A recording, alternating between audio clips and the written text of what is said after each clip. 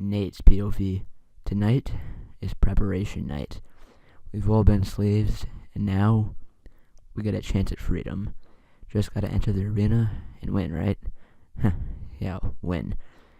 Win by killing people who were once friends. I want my freedom badly, and I'm well trained. I've seen what some of my fellow residents are capable of. Some are skilled, but most should be easy to take care of. But that's not what I'm worried about. I know the effect and feeling killing can have on a person. I felt it firsthand, and I don't want to feel it again, but I'm going to have to. Screw it. I'm going to head to the cafeteria now. I'm going to be stuck in the arena within the next couple of days. Might as well take in whatever food I can get. Cam's POV. The same old slop as always. They never serve us anything good. Just flavorless potatoes and rotted meat. I need the energy for tomorrow. Nate, Chris, and John are gonna count on me as the gunman. Nate's the leader and strategist. Chris is the scavenger, and John is a great scout. We are all good friends and have an important role to play. Good thing I've got aim. I turn around to see Nate with his cheesy emo cut and brown hair. "What up, man?" I say, extending my hand. "Not much, just preparing." We shake hands. I breathe heavily and then ask, "You ready?" I know how hard this will be and how low our chances are. Ready as I'll ever be. I've studied the arena and I've decided where we'll land. I nod and let him continue. We walk towards a table to eat, and Nate continues with his plan. So the battle bus should be taking us by Tilted Towers. Not the best place, but there is a depot nearby in between it and then Snobby Shores. We can head there. It won't have the best supplies, but it'll save our heads. His plan upset me. We should head into the action and try to take out as many as we can. I say we go till the towers. I bellow out in rebellion. Nate looked at me as if I was stupid. "Are you kidding me? Do you have a death wish?" he says. "Lots of people are gonna head there, and you'll be lucky if you land." Chris's POV.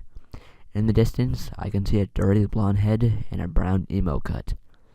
"Nate and Cam," I say. A dark-skinned figure, who happens to be another one of my friends, comes up to me. "I bet they're arguing over plans," Terrence says as he sits beside me. "Yeah, I bet. I think we could probably take Tilted Towers as a team, but Nate's trying to play it smart and keep us safe. He's most likely to keep us alive, and that's why he is the strategist." Terrence leaned back as he said this. Terrence said it best. There's so many things that could go wrong in the arena, and Nate is the only one, except for Terrence, who can keep calm under pressure. We've died so many ways in training, and Nate's the one who took in all the mistakes and learned somewhat. I earned the highest rank in scavenging, Terrence in scouting, Cam in weapons, and Nate in strategy. I'm not a strategist like him, but I know it's best we stick to our roles. We've got to be a perfectly synchronized team if we're gonna win. A couple hours later, we're all in our dorm. The last time we'd see this place. Sure, we were slaves, but the way we made this room and the shit that's gone on it, it'll actually hurt a bit to see them go. "Just half an hour left till we go," Terrence said.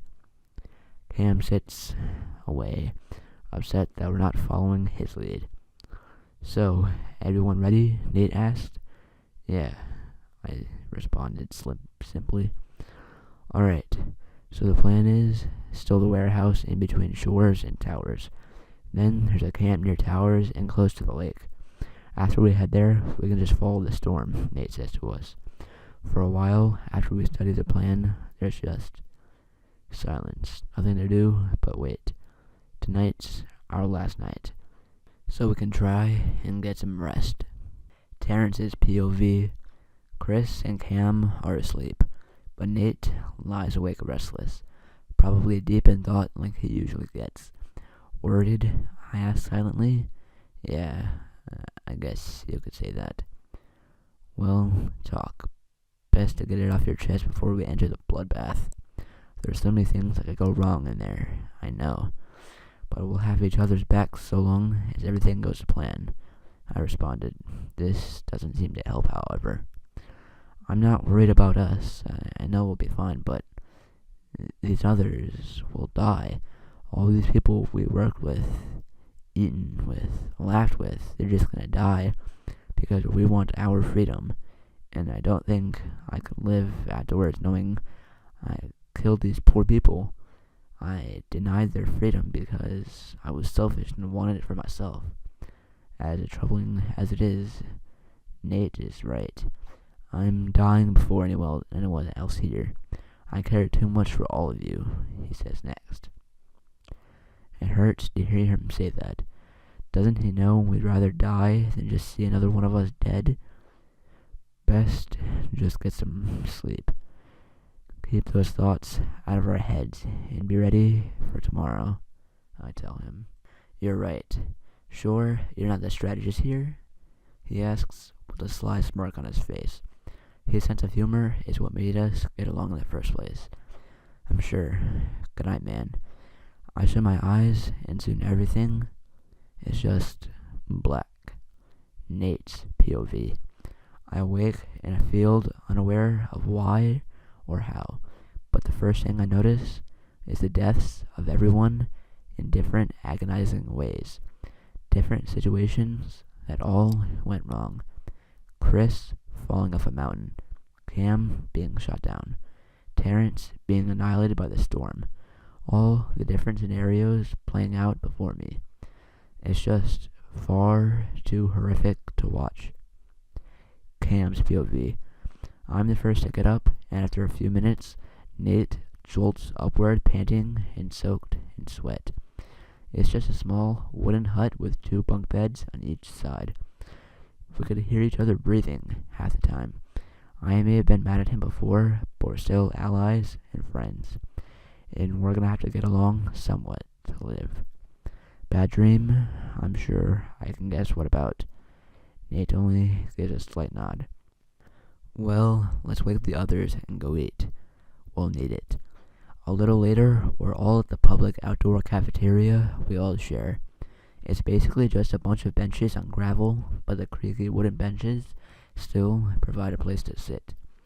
It's not long after we're done when the loudspeaker starts going on, and we hear the words we anxiously awaited and dreaded hearing. Attention, all workers. The event is starting soon. All aboard the bus. It appears our time is up.